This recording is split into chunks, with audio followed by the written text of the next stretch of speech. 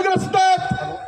मला या गोष्टीची आपल्याला जाणीव करून देण्याची इच्छा आहे की एकदा पंकुताईनं चिक्कीताईनं बोलता बोलता बोलल्या, मी जनतेच्या मनातली मुख्यमंत्री आहे असं बोलल्यापासून ते आता 6 महिन्यापूर्वी पंकजाताई म्हणतात, मी राजकारणातून 2 महिन्याची रजा घेते, मला कंटाळा आला।